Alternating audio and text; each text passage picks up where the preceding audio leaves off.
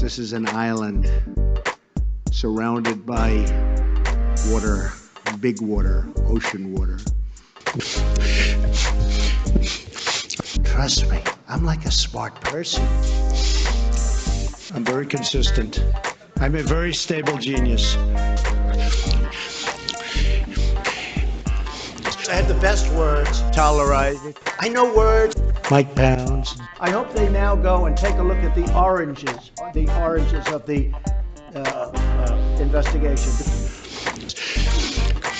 But there's no better word than stupid. Anonymous, really anonymous. I'm very highly educated. One of the wettest we've ever seen from the standpoint of water. Had the best words. God bless the United States. Now witness the firepower of this fully armed and operational battle station. Give me a break.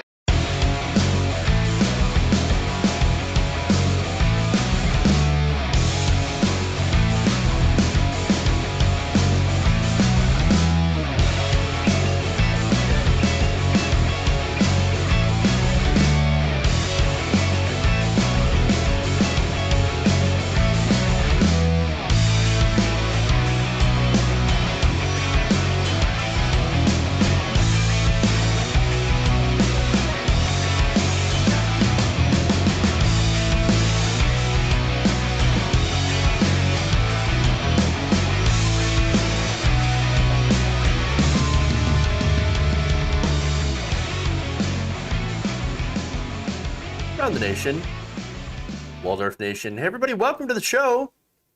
It's Monday. No, Tuesday. It feels like a Monday though. Welcome back to the show. So we're currently in the middle of a thunderstorm here. So if the stream dies, you know what happened. But hey, got a good show for y'all. If weather permitting, of course. Before I get into it, please like and share the stream. Very helpful if you do so. I have exciting news. I'm going to be all over the place this week. In fact, tomorrow night, actually, I'm going to be going on the Humanist Report's Dystopian Times. That's at 9 p.m. Eastern. So I'm going to be in a roundtable with Tiffany Starr, a good friend of mine, and some other guests. So that's going to be a lot of fun. Also, thank you so much for the kind words about being on TDR. That was a lot of fun. I really enjoyed being on the Damage Report with John Adirola. Please check that out if you haven't already. A lot of you have, so I'm really, really happy to have seen that. And to have been a part of that, to see all the wonderful responses from that. And so thank you. I really appreciate all the love. It's wonderful. Good reviews in the chat. Good to see. And thank you, some of you, for weighing in as well in the chat room and giving some love. So I really appreciate that. Also, later this week, my debut appearance, the Young Turks Power Panel. That's right. Me, July 9th, on the Young Turks Power Panel. Check that out. So that's going to be a trip, isn't it? So first TDR, Humanist Report, and now Young Turks Power Panel. Fun times. So couldn't have done it without your support. And I'm really looking forward to that. That's going to be a lot of fun. So speaking of fun, we've got fun stories with Gettr. Talk about Trump's, not Trump's, but, Trump supporters, Jason Miller's new social media site. Is it good? Well, I've got the news on that.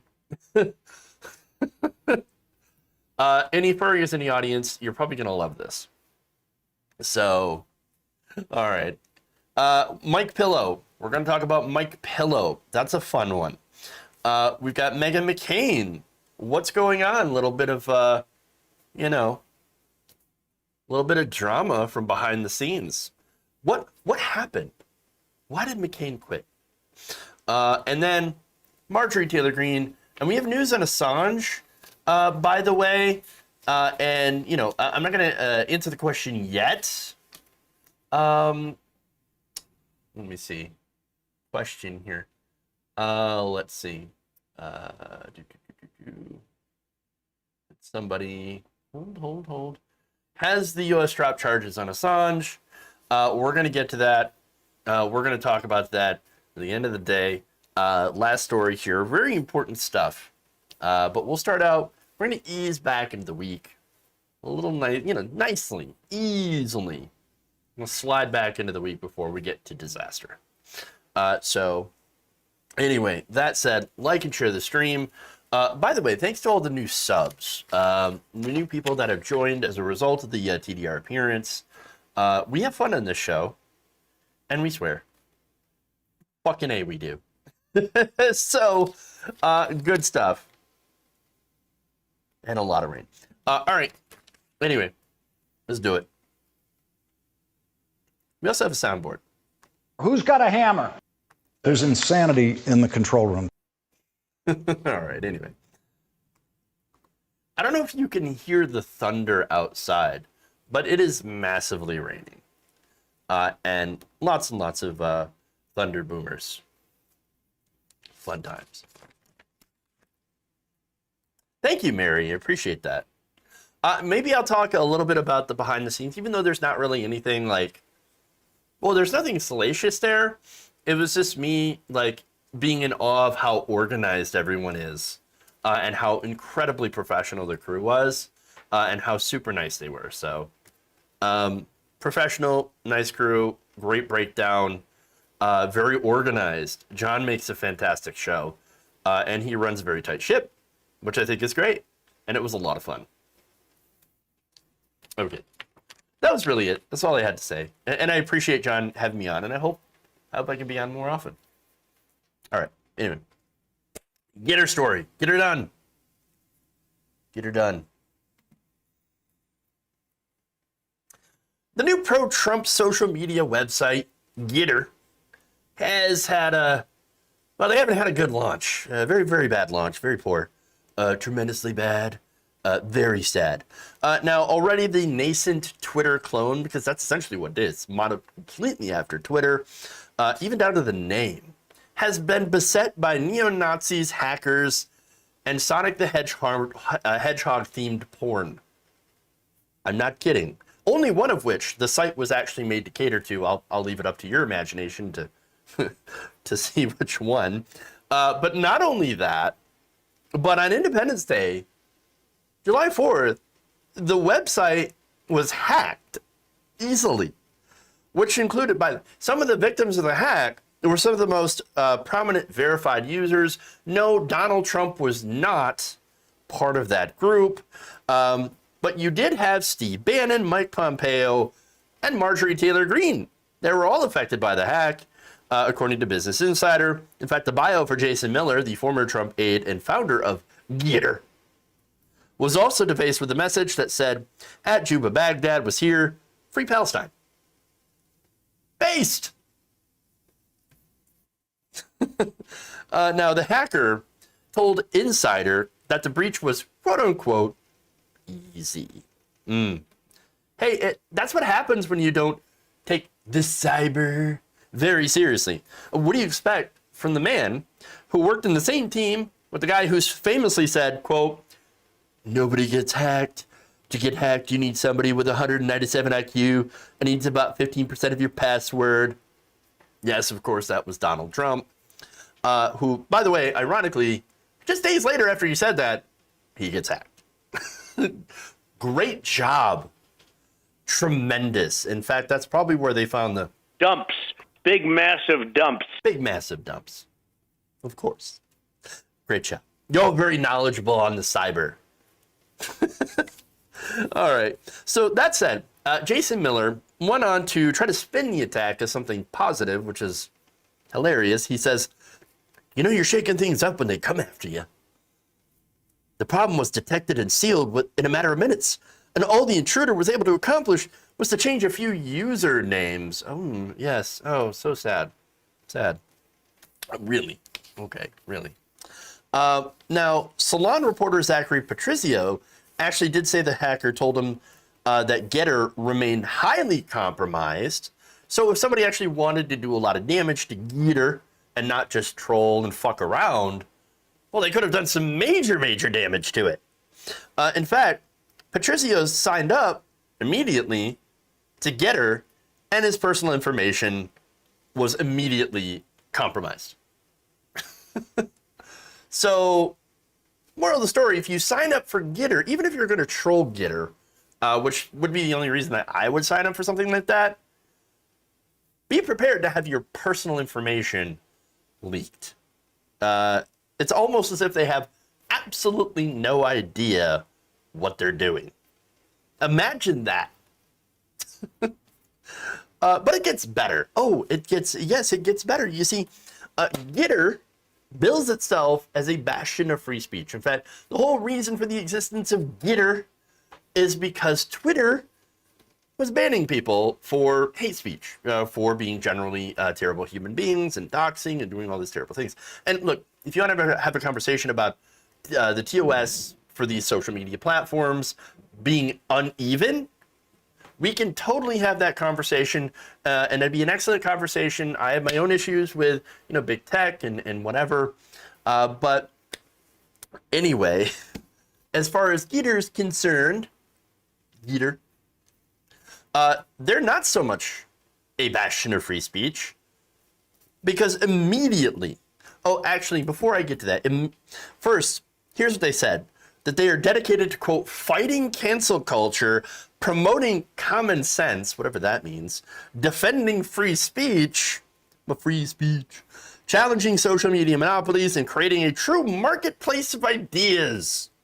And almost immediately, kind of, talk about the whole free speech kind of thing. Tim Giannett, also known as Baked Alaska, was banned, like, a couple of hours later, after he joined. Oops. Cancel culture. I can't believe Gettr surrendered to the woke mob.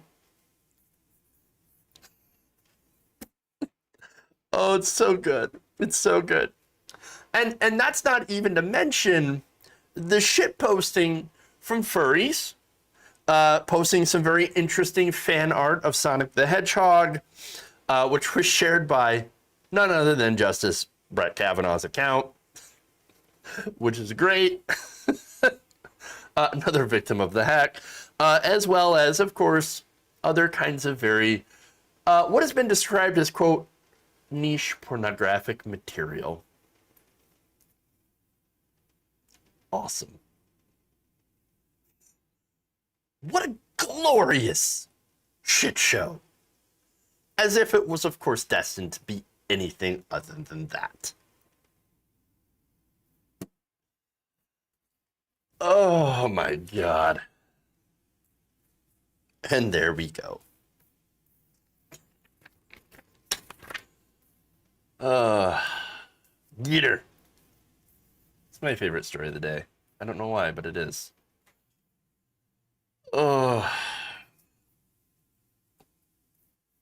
Who could have seen this craziness coming, except for all of us? Yes, indeed. By the way, thank you, Square Peg Round Hole, for resubscribing for 1 month at Tier 1. Appreciate that. Moving on. Epic fail, indeed.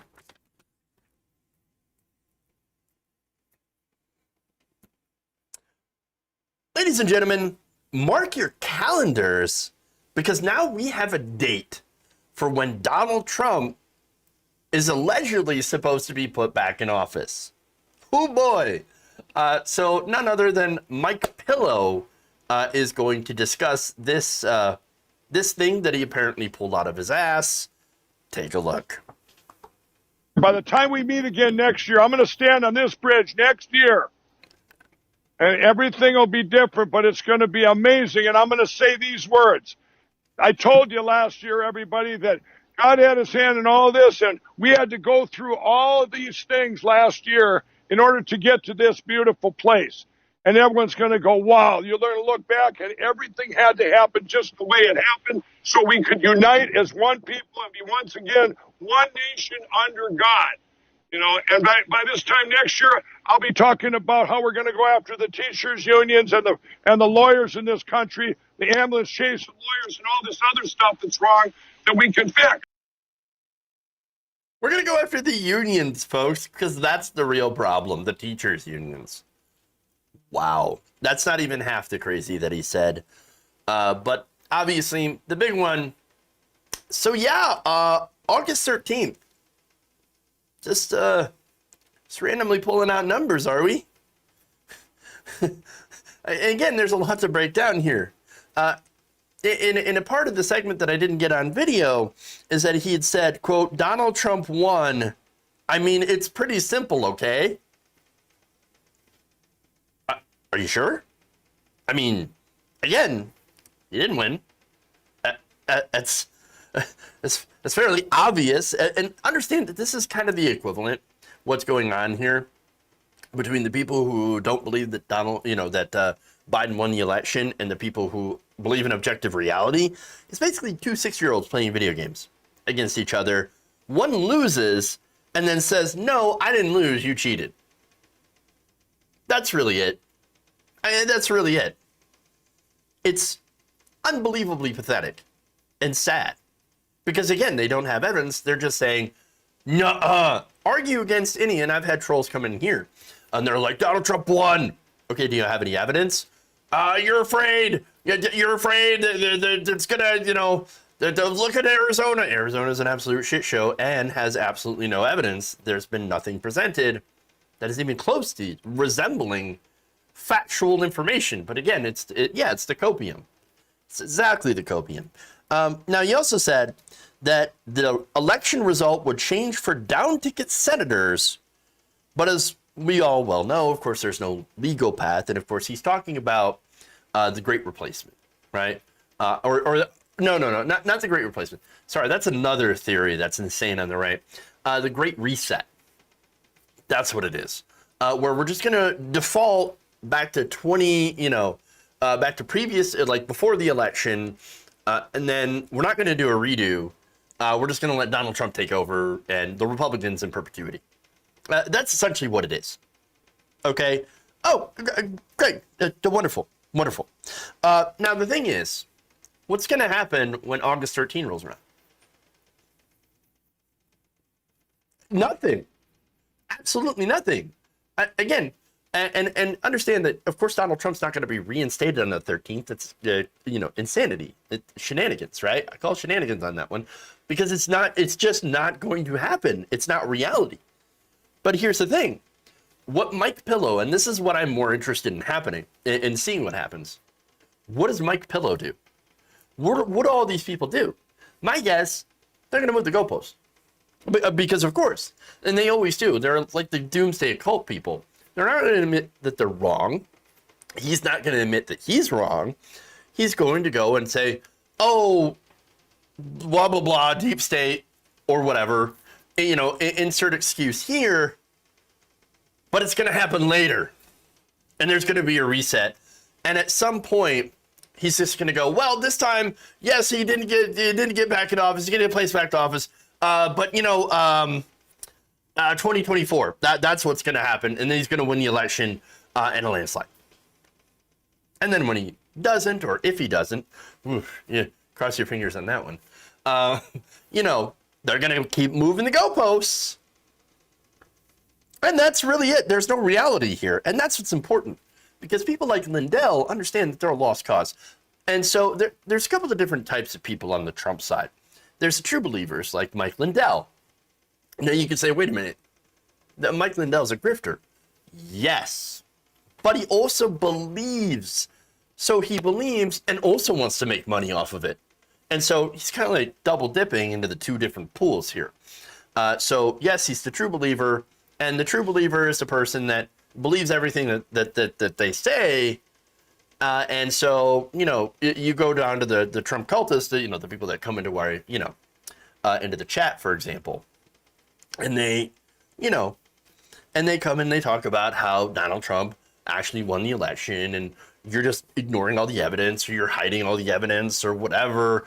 And they'll show some shitty YouTube video or whatever of something that appears to be something shady, but actually isn't, because people have actually looked into it and realized that it's actually quite normal, or isn't what it's purported to be, or is deceptively edited by people who want to continue to spread the conspiracy, on and on and on. And that's kind of how this works, right? So there's the pool of the believers. And believe it or not, they can be swayed with actual evidence, because one of the big problems is the media that they're exposed to. So this one, I believe this came from Newsmax, though I'm not entirely sure. The Brandon House Show or something like that. I don't know. I can't even remember the guy's name, and I just saw the video like 2 minutes ago. Whatever. Newsmax, right-wing media, they're full of these people.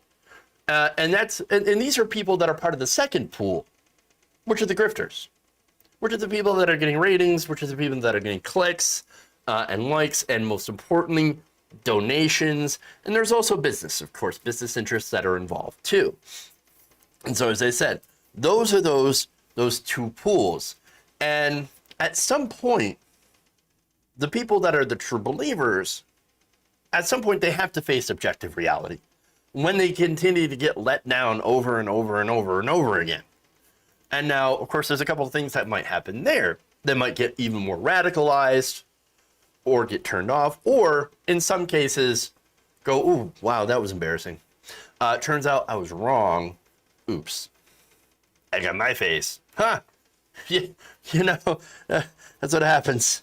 But again, Lindell, as I said, Lindell is a lost cause, because he's both. He has his entire business and his entire identity that are wrapped up in this disaster. And that's sad and unfortunate for him. But, you know, drugs are a hell of a drug, and he's been huffing his own supply for quite some time, and that happens to be copium. So there you go. Now, that said, there's still time for other people. And by the way, I love how people come into the chat and they see me trash talking Trump, and they're like, well, Biden's terrible. Yeah, man. Yeah, dog. I agree with you. Like, yeah, Biden sucks. And that still doesn't mean Trump won. Don't be a moron. Objective reality. It's right in front of you. Anyway, if you don't want to see it, I mean, that's your own problem. But anyway, just like any cult, eventually you can wake people up from it. You could wake up the sheeple. Biden is actually president, as much as it sucks. Whatever. It is what it is. Now, he also said, by the way, in part of the video that I didn't see, he said that Biden will be pulled down and the communists will be routed. So that's funny, because some of the actual communists that I know are already too busy dunking on Biden for being crappy, for doing a terrible job. and of course, some of the other communists are defending China's horrible treatment of the Uyghur Muslims. And so that sucks. Not all of them, of course. Jamie Peck, formerly Majority Report, is actually doing a pretty dope leftist podcast. And she's trying to get on The View to replace Meghan McCain. Wouldn't that be interesting? Coming at the members of The View from the left, from the actual left. Holy crap. That would be kind of amazing. But no, everything that Lindell said was utter garbage. He's a troubled man. He's got problems. He's no longer participating in objective reality. The entire replacement or whatever great reset theory is just not reality.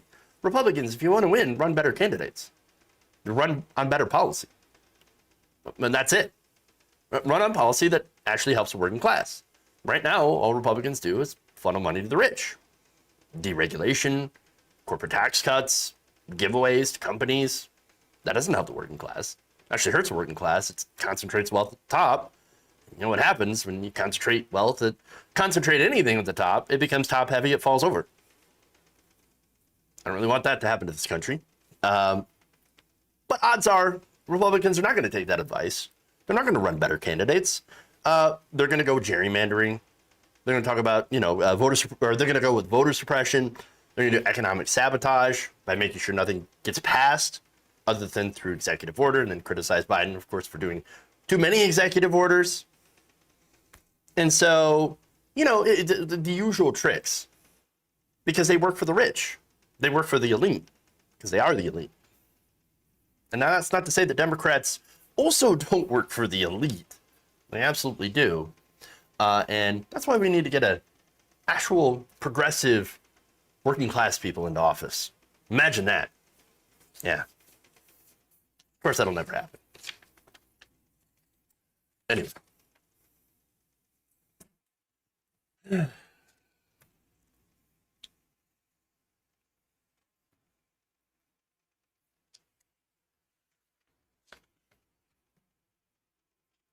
They would never let Jamie on The View. They wouldn't either, I know. Of course not. But I'm just saying, imagine. Imagine. Speaking of The View, we're going to do one story from The View, then we're going to take a break, come back. We're going to do Marjorie Taylor Greene and then the Assange stuff. So, any stimulus coming? Unfortunately not. No. I wish. There's plenty of people that could still need that. There's a massive, of course, rent crisis due. There's still a lot of problems here that, unfortunately, a lot of the mainstream media has tended to ignore, because, well, now we have a polite person in office that they're okay with, that they're okay with that. What do you do? Anyway.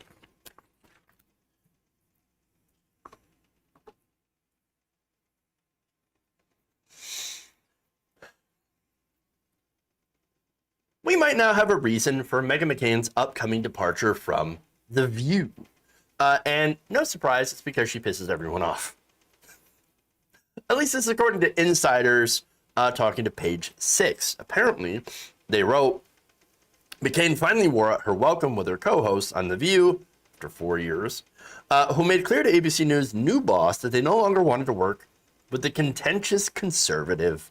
The bombastic McCain had allies in the network's previous regime, but the April 2021 hiring of Kim Godwin as NBC News president spelled the end for her often combative 4-year run as conservative co-host in the daytime talk show. In fact, a source told the website, quote, everyone was at their wits' end, even Whoopi. And she's the chillest of them all.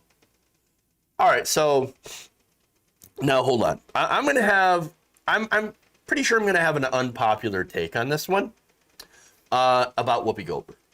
I know the story's about Meghan McCain, but I just need to do this sidetrack just a little, just for a minute here, okay? So now, one more quote. Whoopi is never going to advocate for anyone to get fired. Well, that's good. She's not about that, but she was very clear that she no longer wanted to work with Meghan. So I guess it was down to Meghan or Whoopi Goldberg. And given how, of course, Meghan McCain, not exactly popular with the View audience, obviously she had to go. She had to go. So now, again, go back to my unpopular take about Whoopi Goldberg. You ready for this one? This despite being a Star Trek fan, right? And seeing some of her movies, and, generally liking her, her acting, right? I'm not a fan of her political views. Let's say that, right? I think that she has a tendency to talk down to and disrespect young progressives. She's more establishment, and by young progressives, I mean people more like AOC, members of the Squad, who tried to hold the Democratic Party accountable to some measure. Now, you can argue that, of course, them trying is not enough. It didn't hold them enough, hold them accountable enough, and you can go on about the mama bear thing, whatever, right? Or not even forcing the vote. And that's, fair criticism, right? and maybe trying to, put forward a bill, of course, Medicare for all during a pandemic. It had no chance of passing, but that actually wasn't the point, to hold people on the record. That said, right, whether you agree that they held her, that they hold the Democratic Party accountable enough, understand that even the light criticism that AOC and the squad have given towards the Democrats was too much for people like Whoopi Goldberg. That gets you the wrath. You criticize Nancy Pelosi, you criticize Dianne Feinstein, well then Whoopi Goldberg's going to come for you with a pickaxe. And the thing is that Goldberg, understand that from her perspective, she's wealthy, incredibly successful, and has earned all of that success. At the same time, she does not know how young people have it in this country. Okay? Young people right now have been dealt a pretty bad hand. Less wages, no benefits, no health care during a pandemic that was deadly, rising home prices, and then, of course, the specter of climate change. And so I'm sorry, but you should criticize Pelosi and the Democrats because they are objectively not doing enough. They reach out to Republicans who will never work with them and then end up watering down their own plans anyway, even when they have no Republican support. So if you can't handle, and this is my point, if you cannot handle the slightest critique of the Democratic Party, well, that's a problem. I get a problem with that. I think you should critique your leaders. I think you should hold them accountable. I think you should demand more. But I also think that you should understand the limits of the progressives in power. So all of that, of course, is very, very nuanced. All right? And we don't do that here. That said, Whoopi Goldberg and I, yes, she's a liberal. I'm progressive. I agree with her on a lot of issues. Of course, we have a lot of agreement. But I think that she sits kind of in an altar of privilege as a result of her immense wealth and success. And again, she deserves all that success. She's earned it all. That's wonderful. But again, that's my issue here. A lot of the Hollywood liberals and wealthy people are really cut off from what the rest of us are going through. Okay? Progressives, working class liberals, we're all busting ass to save the planet and try to have a decent life. And then we get told that, oh no, you're asking for too much with people in power. No, we're asking for the bare minimum, a livable place to live. All right? Homes, places to live in, and a climate that isn't on fire. The ocean was on fire this weekend. And we're not going to do anything about climate change? Oh no, I'm sure we can do a deal by 2050. Get the fuck out of here. The ocean's on fire. A little town of Lighton in Canada normally enjoys moderate temperatures, literally burnt to the ground because of, the result of climate change, because of these massive heat waves. And so, don't tell me that, oh, no, they're working on it. Trust me, they'll have something in about 10, 15 years. We don't have 10 to 15 years. We gotta go. We gotta go. And that's, the problem with the establishment is that they don't see the urgency, or even if they do, they're not willing to put in the so-called crazy ideas to get it done. So that's my problem. Okay? That's Goldberg, and that's why I have a problem with her. Okay? Now, Meghan McCain's unbearable in pretty much all respects. Okay? So that's where I'm at.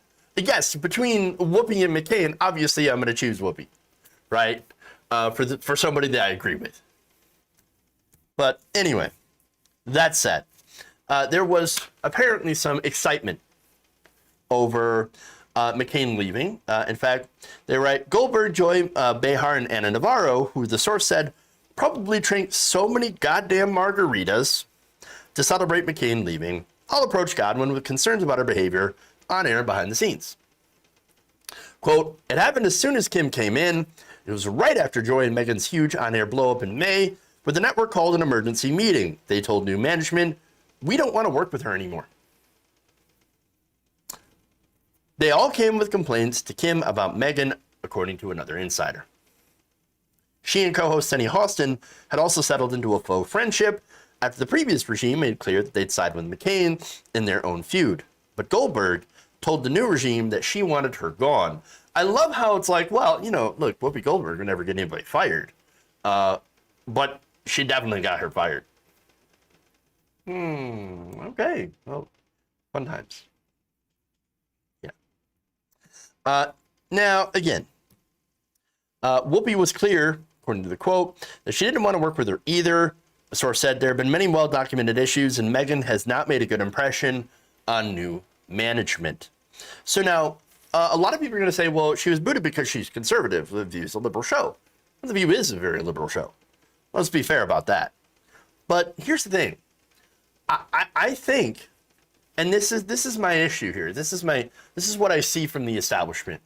They're so eager to bend over and bow to the altar of bipartisanship, right? I love it when they agree. Now, the View audience doesn't love it when they agree. They love it when they all fight. And so do I. You know, let them fight. Okay, I like that. But a lot of the establishment loves bipartisanship, loves when people get along.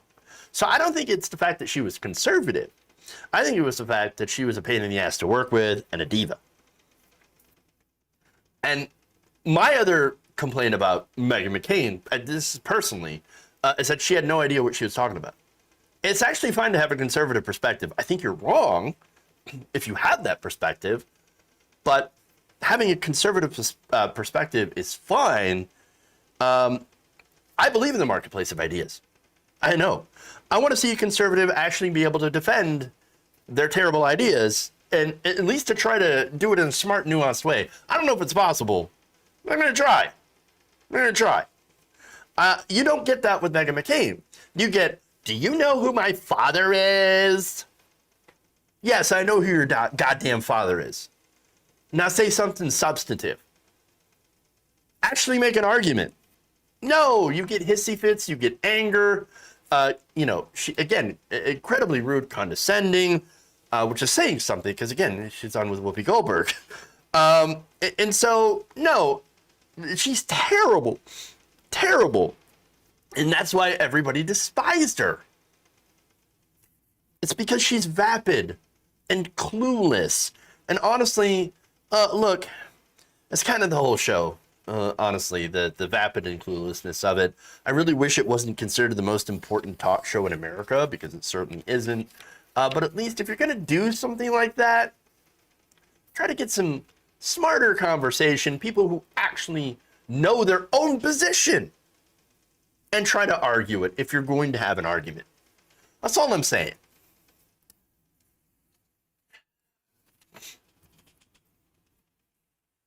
Sunny should be main host. She's the smartest ball View host. Not perfect, but the best of the show. Yeah, I don't think I've ever had a negative, like I might have disagreed with Sunny Hostin, but she actually does bring facts. So, yeah, 100%. I like daughters who don't get fired. Her father was a war criminal. True. Very true. The fact that she spread misinformation, banana Republican talking points, also true. Let's see. White class female whose rich father was John McCain. Yeah. God, let me. Now you're gonna make me find it. You're gonna make me have to do it. I have to do it. Hold on. Yeah, I have to do it now. Like I don't think you understand the position that you have put me in. And it's your fault, by the way. It is absolutely your fault. All right, so hold on. Let me find this.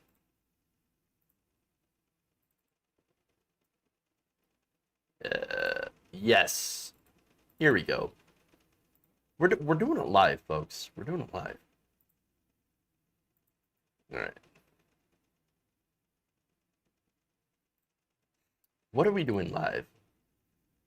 Everything. everything. We're doing it live.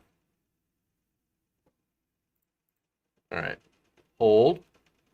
Stop the video. All right. Let me fix this one. This is what you get with no budget. Father, my father, my father, my father's my father, my father's my father, my father, my father, my father, my father, my father, my father, my father, my father, my father, my father, my father, my father, and my father. There you go. Just had to end it with that. All right, I'm going to take a break. Marjorie Taylor Greene is coming up next. And then update about Assange. Interesting stuff. So stay right here. We'll be back in a couple minutes around the nation.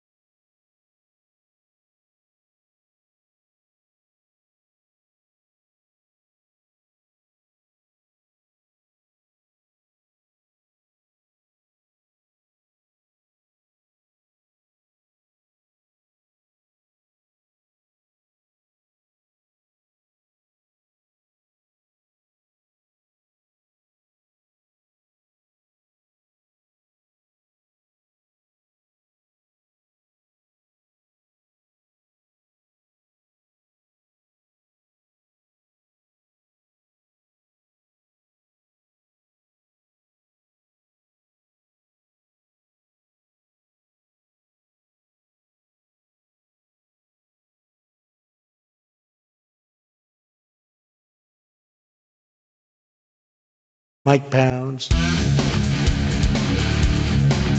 Dumps. Big, massive dumps. I'm in trouble. Welcome back to the show. Around the nation right here, Waldorf Nation. Jeff Waldorf here with you today. Oh, hey, look at that. I want to... already got a hype train going on Twitch. Thank you all. Love it. Let's see. Let's read off some of the fun things here. Tumbles25. Thank you for subscribing at Tier 1. 6 months. Wow. It's awesome. Also, thank you for the 300 bits, Tumbles25. Mr. Frazzle, thank you for resubbing at Tier 1. Appreciate that. It's 3 months. Granny Dragon, thank you for the gifted sub. Appreciate that. And Northern Ice Dragon, thank you for the 100 bits. Amazing. You know what? I have a sound clip for that. Amazing. Yes. Thank you. Bezos bucks. I'll take them. Better me have them than him. I'm the superior Jeff, obviously. Like, you know it. You know it. All right.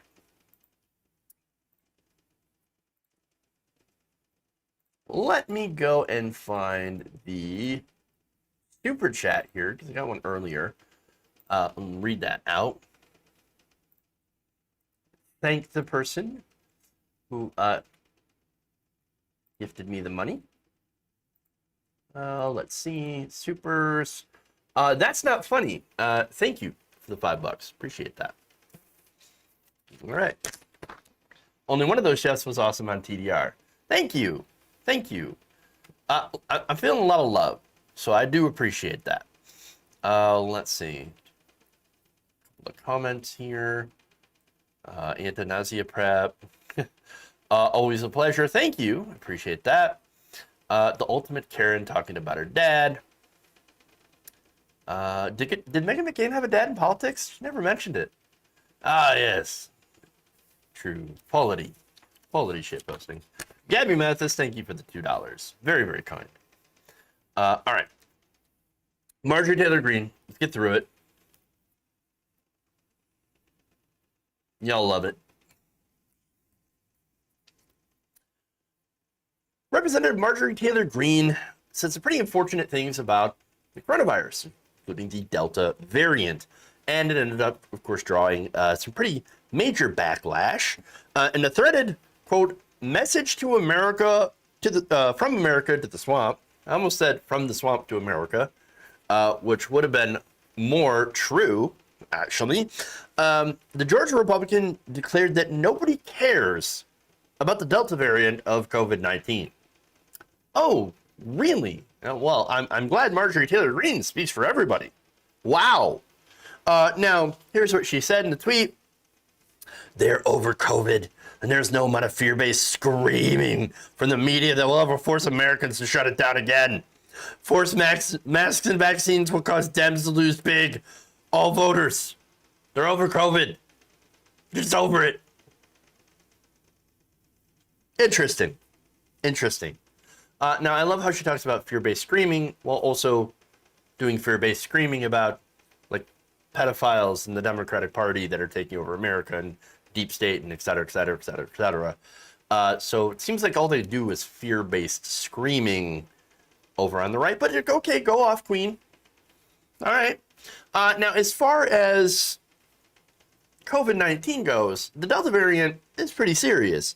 In fact, there's 11,000 new infections that are being recorded daily. Now, of course, that's not near the high that we had during the height of the coronavirus, but it's still fairly concerning.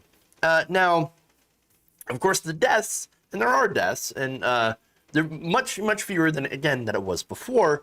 But the deaths that are a result of the coronavirus Delta variant are actually almost solely amongst the unvaccinated. And the same variant is running rampant. It's running amok in conservative states, mostly, even though it is also in California. In fact, it's in all 50 states, but it's having the most impact in these other areas, in these more conservative states, according to virus trackers. Now, the fast-spreading Delta virus is now dominant in California, at least 4 other states. Data indicates Iowa, Arkansas, Missouri, and Utah published data indicating the variant is dominant in that state, in those areas. Now, the good news is if you've had your vaccine, if you've had both doses, you're still pretty well protected against developing any more than mild symptoms, even if you catch the Delta variant. So, yes, it is much more infectious. And so even if you've had your vaccine, you can still get it. However, if you do get it, it's unlikely that you'll get seriously ill. And so that's good. That does mean the vaccines do work. And you should definitely get them. Now, data from the UK, where Delta is almost totally dominant, suggests that both doses of Pfizer-BioNTech vaccine offer 88% protection, and the Oxford University AstraZeneca offers 60% protection from the disease, from symptomatic disease. One dose of the other is thought to be far less protective against developing mild symptoms of the disease, but still quite effective at protecting people from developing a worse version of COVID-19. And so get vaccinated, people, so that, guess what? Hey, Marjorie Taylor Greene, you don't want to go back into lockdown? You don't want to have mask mandates anymore? Well, then get vaccinated. Dipshit. Do the bare minimum. Excuse me. I get very angry, and then I can't breathe. Great. I don't have COVID though, so it's all right. But no, my biggest fear here, okay, is that one of these dipshits decides to, use his body as a petri dish, okay, in order to incubate an even worse variant that might actually make the coronavirus vaccines that we already have, to render them ineffective. That's what I worry about, okay? So I don't want people to use their bodies as a petri dish, all right? I don't want that to happen. And that's what I'm afraid of. And that's what these people are seeing. I don't want to go back to square one. I don't want that to happen. I'm sure you don't. And I think she's right about one thing, that Americans are over COVID. We don't want it anymore. I do want to open up. I do want to enjoy life. Guess what? I visited my family this weekend. And I went and ate out. It's amazing. I don't want to go back in. I don't want you morons to take that away by being stupid and letting a worse variant crop up and spread. But that's exactly what they're doing. It is exactly what they're doing. They're being stupid. They're not wearing their masks. They're not getting vaccinated. And let me tell you, people in other countries need those vaccines, and they're not getting. That's why you see these new variants pop up in places like India, okay? They don't have enough vaccines for all their people. But just imagine, you being here in America, I know I don't have to imagine, America hoarded the vaccine from the rest of the world, essentially. The West hoarded the vaccine, and yet made it free for their own people, and your dumbass doesn't even want to take it. Ridiculous. Ridiculous. It's maddening. Maddening. Now, she also called Fox News part of the fake news media, that's fun, and told people who don't like America or our flag to get the hell about our great country and go live in some other communist shit, socialist or communist shithole. Great. Ironically, Cuba, communist country, actually developed their own vaccine that's incredibly effective. It's just about as effective as the Pfizer or Moderna vaccine. So, they did it. Weird. But anyway, and oh right, any other socialist government or left-wing government that pops up in South America runs the risk of getting CIA'd. It's almost as if they're afraid of populist left-wing movements. Weird. But anyway, as far as hating America, Marjorie Taylor Greene hates America. Because I got news for you. America isn't actually the land that we stand on. It's the people. It is the people, I think. And by refusing to get vaccinated and telling others to not get vaccinated with her platform, which is huge, she's essentially giving every other American the middle finger. I don't give a damn about you. Only my comfort matters to me. That's what she's saying. Terrible person. Terrible, terrible, terrible. And she got called out for it, thankfully. In fact, one person says, "Dear Marjorie, I'm a voter and I'm not over COVID. Speak for yourself, please. COVID is not over, the GOP either. I guess you haven't noticed the Delta spikes in low vaccinated red states. But why should you care about your constituents now?" Well, she never did. She never did. Another person says, "This is blatant and dangerous misinformation. Everyone should report this. Twitter needs to be held to a higher standard." Good luck with that. Another person says, "Voters might be over COVID, but COVID is not done with them. Get smart." True. Another person says, "As a voter, please don't speak for me. Just the same that you can say, I'm just over that deadly pandemic." And then he uses a couple of examples. "I'm just over 9/11. I'm going back to carrying shampoo onto planes. Or not taking off your shoes in order to get onto a flight. I'm also over speed limits. I'll be passing you at 100. Understand, though, that, of course, regular people are not her voters. Understand that her voters are very fringy, rabid conspiracy theorists. The ones who stick with her, who send her money and support her, they love her, but they're a fringe of the country. They're not the fringe of the Republican Party.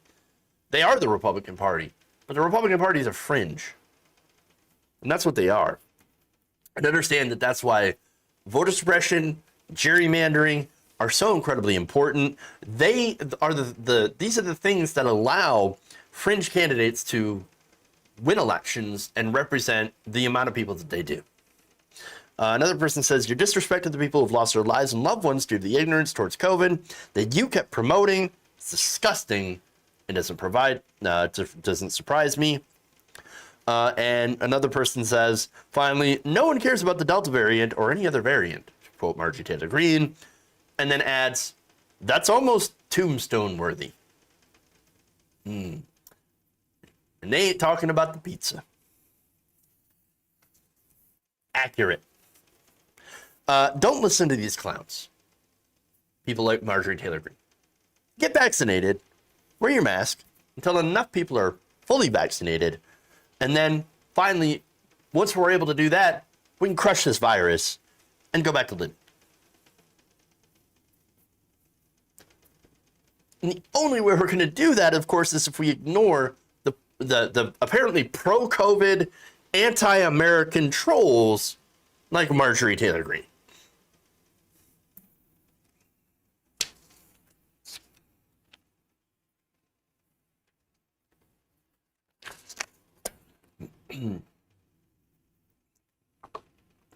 Dr. Zippy Miss Scoots, the very kind $10.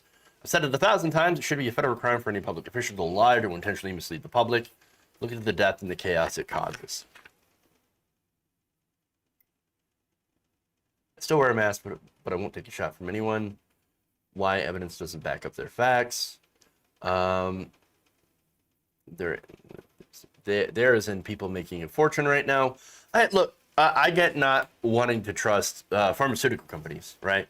Understand they make most of their money, the vast majority of their money, not from vaccines, which are incredibly cheap to make, actually. No, they get most of their money from these, pain medications, for example. Another sort of big ticket, optional type of items, type of drugs. Things, I understand having a very healthy skepticism of big corporations, but don't do it at the expense of your own health. That's all I'm trying to say. I've had my vaccine. I'm fine. A lot of people have had vaccines. They're absolutely fine. It is a very positive thing to do to get your vaccine. And I understand that, some people don't want to do that. I would strongly urge you still do, but at least you're wearing a mask. But please, like I said, we've got to crush this virus. And the vaccines are the best way. Okay. Let's go to Assange.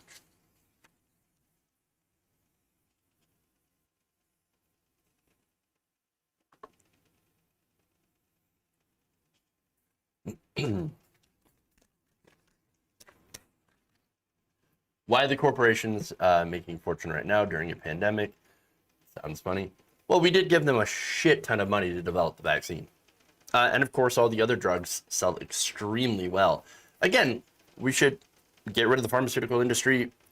This is, and understand that it's not the pharmaceutical companies that develop these things, generally, right?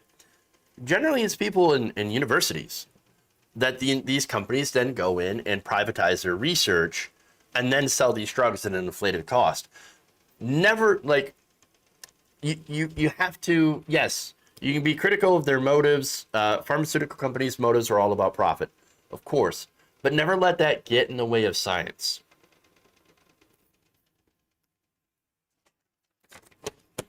Do I sound sick? Maybe I do. Maybe I'm feeling a little stuffed up. Actually. All right. Anyway, let's do the Assange story.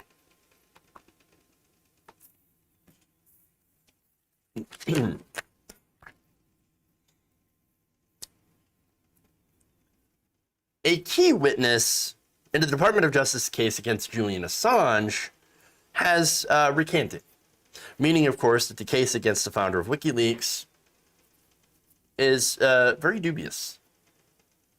I know. Yeah, surprise. So now, recently, this was a big story in the Icelandic outlet Stundin. And I'm pretty sure I'm saying the name wrong. But this big article was a huge expose about how one of the key witnesses against Assange turned out to be, of course, a complete and total liar and sociopath, and yes, even a pedophile. So I'm not exaggerating any of this stuff.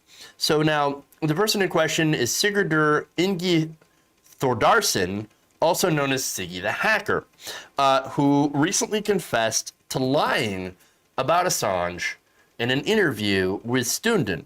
And so the article details how Thordarson, a convicted felon, pedophile, and diagnosed sociopath, used his position to embezzle money from WikiLeaks and received immunity from prosecution from the FBI in order to testify against Julian Assange. Now, again, this is not for any of the WikiLeaks stuff that happened during the election. So understand this case is actually pretty old.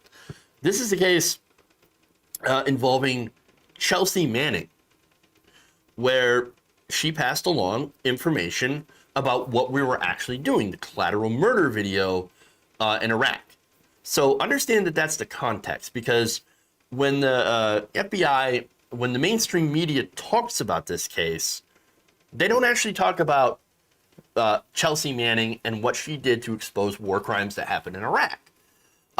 Everybody always defaults to Julian Assange, Trump, helping Trump in 2016, Russia, Russiagate, all that stuff. And so understand that that's the context that we're talking about, okay?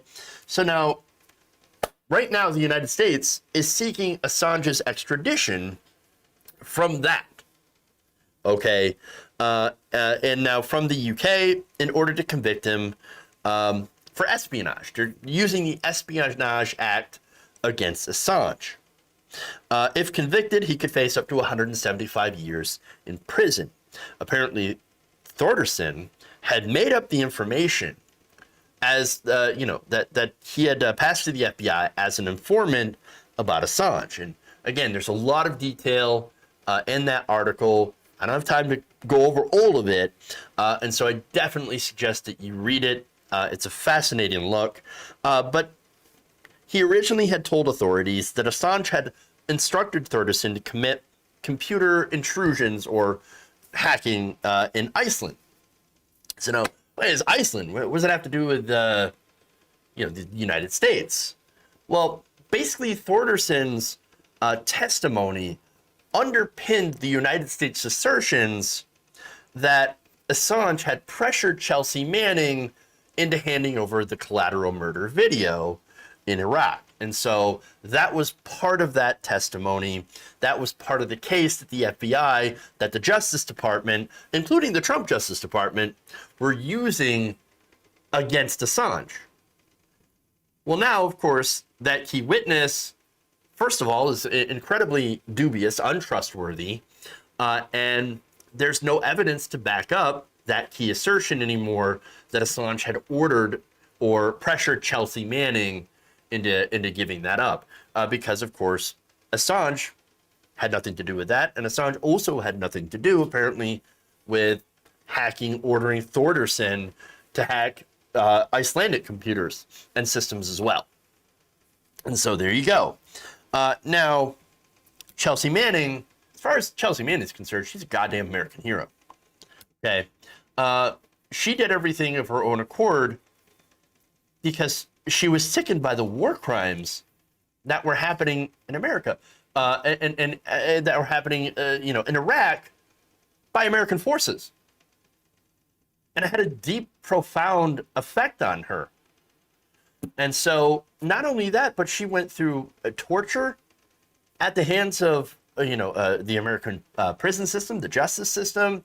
And even after her release, she still ended up being pressured and put in jail to then testify against Assange. And she refused to do it, which again makes her a goddamn American hero. Now, Thordarson also admits to Stundin that he had set up avenues of communication with journalists and had media pay for lavish trips abroad where he misrepresented himself as an official representative for WikiLeaks. Again, he had worked there for a short time, and then, of course, it no longer worked there. But he went to the FBI, and he's like, oh, I got all this stuff.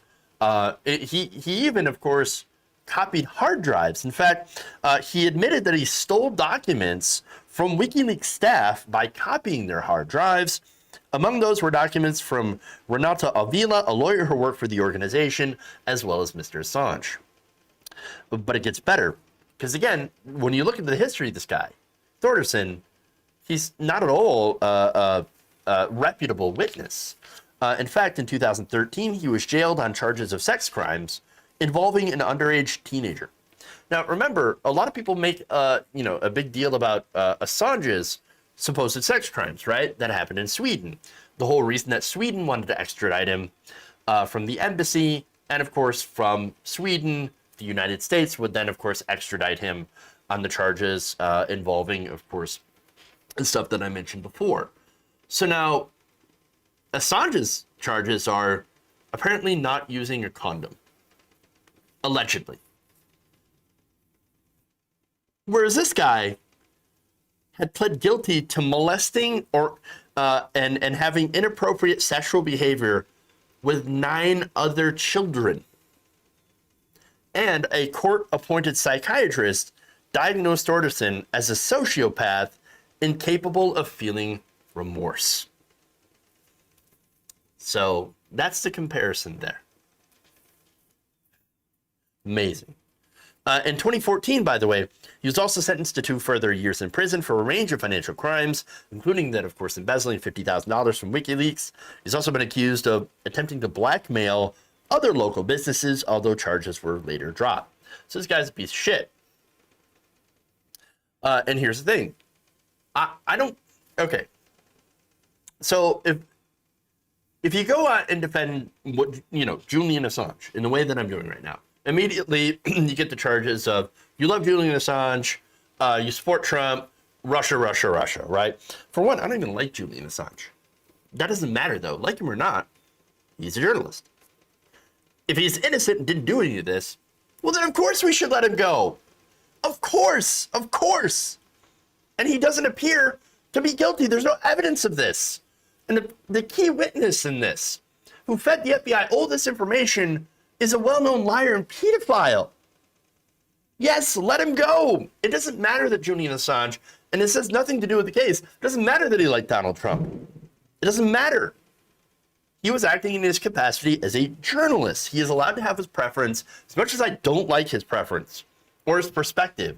It doesn't matter.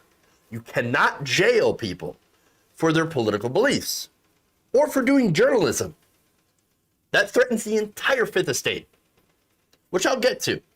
But again, Assange didn't order the hacking of anyone, didn't order the hack of the DNC. And by the way, that's not even what the United States wanted to extradite him for. No, it was for the collateral murder video, showing what the United States was doing, exposing war crimes. This is something the American people actually need to know. Now, you would think, of course, that the New York Times, Washington Post, CNN, NBC, Fox News, or NPR would report on this development about Assange. Now, it turns out, no. Now, Democracy Now! Absolutely did. Democracy Now! Based. But other than indie media, who else is reporting on this? Nobody. And why is that?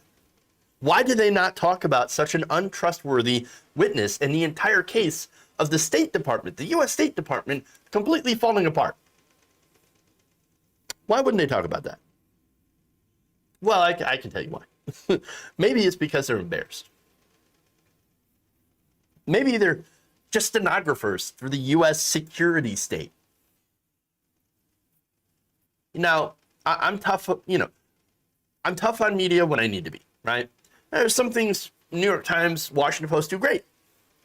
Some exposés, wonderful stuff. But when it comes to mainstream corporate media, they are absolutely stenographers, and they absolutely continue to cheer on war, imperialism. Now, I'm wholly 100% against that.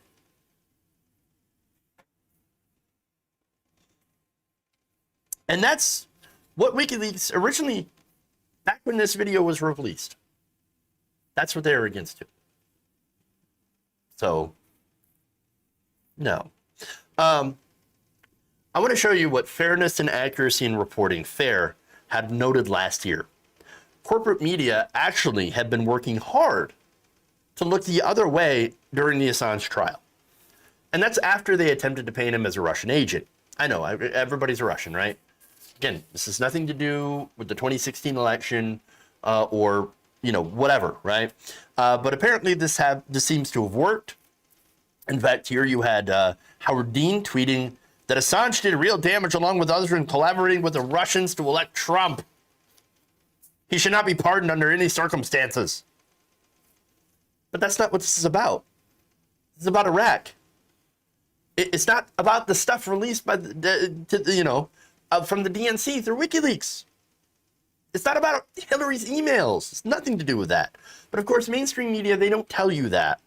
And again, I know I've talked about Russiagate before. Let me tell you, there are two different parts to Russiagate. Okay? There is the factual part, where Russian bot farms and trolls wantonly spread disinformation online through social media companies like Facebook, giving them tons and tons of money online to support Donald Trump. That is absolutely patently true. That absolutely happened. Then there's the other side, which is bullshit. There is, oh, Donald Trump is in bed with Putin. PP tape. Russia hacked 2016 election. No, there's no evidence of any of that. I know, and of course, there's my favorite. Bernie Sanders is a Russian agent. Everybody's a Russian agent. No, that's the real gate. That's the real Russia gate right there. Blaming everything and accusing everybody of being a Russian plant or a Russian tool. It's ridiculous. It's ridiculous. If you're doing that, if you're engaging in that, you're wrong. You're just patently false. And it is a McCarthyite smear. And I hate saying that because, of the certain associations with people who allege that. But in this case, yes, if you call somebody a Russian agent without actually having any proof that they're a Russian agent, then you're lying. That's the real Russiagate. They do want to put the Kremlin as a boogeyman, and look, I'm absolutely no fan of Vladimir Putin, that's for sure, or the Russian government. They're oligarchs. Of course, I'm against the Russian government. That doesn't mean that I want to go to war with them or imperialist stuff, or that I even agree with Julian Assange withholding hacked data in the RNC to try to favor Donald Trump during the election. But anyway, no. This, again, we have to have a responsible media, okay? And that's what's important here. That's able to separate those two and to report on the factual information. And what happened with Assange is huge. It's huge news, and nobody's reporting on this. Nobody's reporting on this outside of independent media. And that is a huge, huge problem. You have to report truth even when it's uncomfortable, and especially when it's uncomfortable. That's real journalism. That's real journalism. Do your job, mainstream media. Do your job. As far as Assange is concerned, he is a political prisoner. He is a political prisoner. He has suffered long enough. The charges and indictments against him are incredibly weak. Let him go already. Let him go. You've done enough.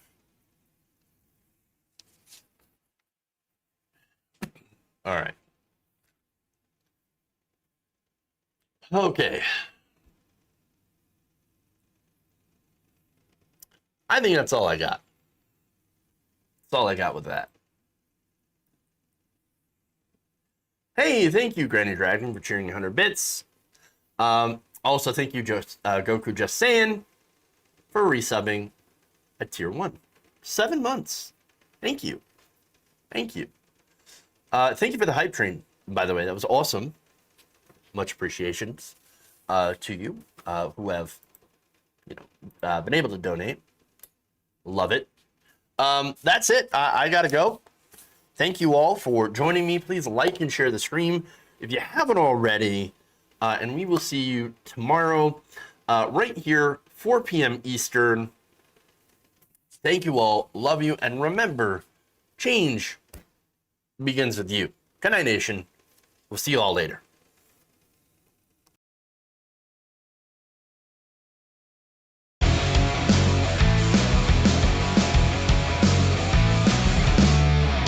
Give me a break.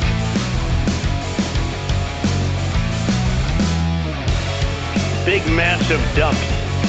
Oh no!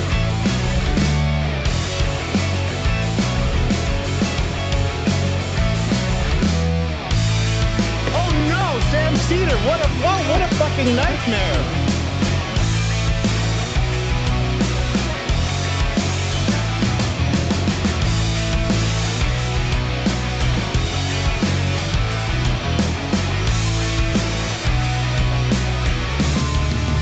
Please clap.